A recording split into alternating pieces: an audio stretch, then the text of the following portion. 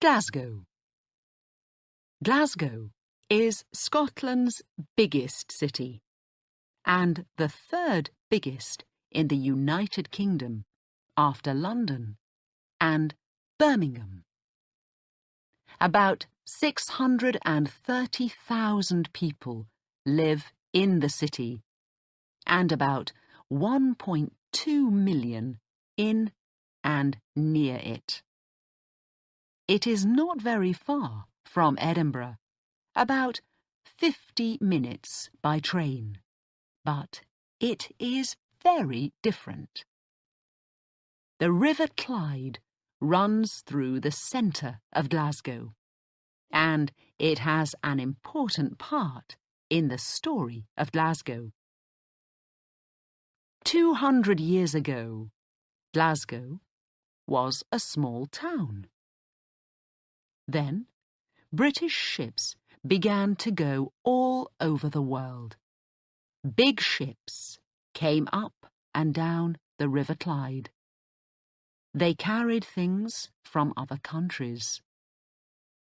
In the 1800s, Britain was the richest country in the world. Shipbuilding became very important, and Glasgow became a city of shipbuilders.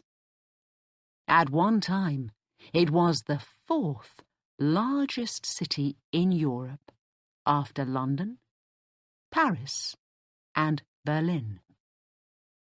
You can see some of the beautiful buildings from that time in George Square. Today, there is not much shipbuilding. Some parts of Glasgow are very poor, and many people have no work. But things are changing in Glasgow. Ask a Glaswegian, a person from Glasgow.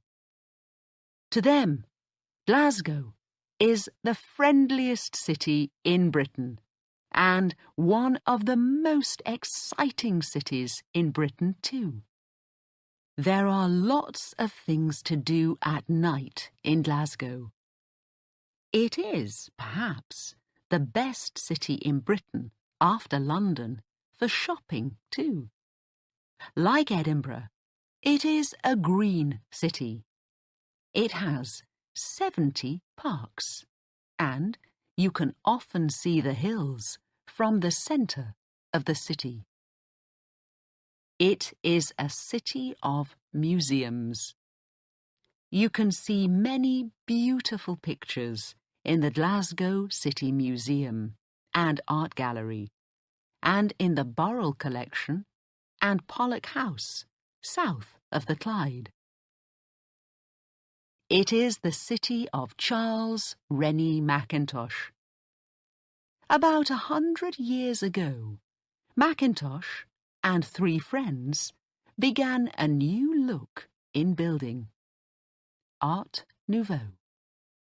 Much of Mackintosh's best work is in Glasgow.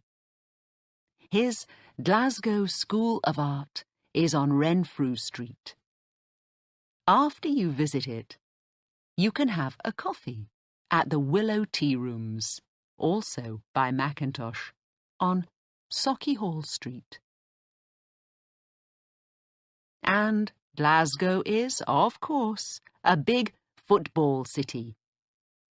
You can watch Glasgow Celtic at Celtic Park, or Glasgow Rangers at the Ibrox Stadium on Saturdays between August and May. 4 Scottish cities. Aberdeen, with 192,000 people, is the third biggest city in Scotland. It is in the east of the country, on the North Sea, and it is between 2 rivers, the Dee and the Don. Fishing and shipbuilding were once important here, but now it is famous as the oil capital of the UK.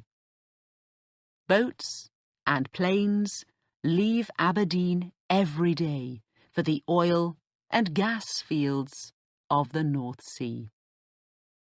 It has 2 universities and many wonderful parks and gardens. The musicians, Annie Lennox and Evelyn Glennie, both come from Aberdeen. Visitors to Aberdeen often go to its beautiful long beach or go climbing south of the city. Aberdeen is close to the cold and beautiful mountains called the Cairngorms, and there are more than 350 castles in this part of the country. One of them is Balmoral, the Queen's Castle. Queen Elizabeth comes here every summer. Dundee, on the River Tay, is near the North Sea too. Like Glasgow and Aberdeen, it was once important for shipbuilding. The ship Discovery was built here and left Dundee in 1901 for Antarctica. Now, more than 100 years later, the ship is back in Dundee again, and you can visit it there. Dundee is also famous for marmalade. The Keeler family began making orange marmalade here in 1797, and it became famous all over the world. Inverness is the only city in the Highlands. The best bagpipers in the world come here to play every September. It is close to the beautiful lake called Loch Ness. Loch is the Gaelic word for lake. A very big animal called the Loch Ness Monster, or Nessie, lives in Loch Ness. An old story says this, and thousands of tourists go there every year to look for it. But Nessie does not come.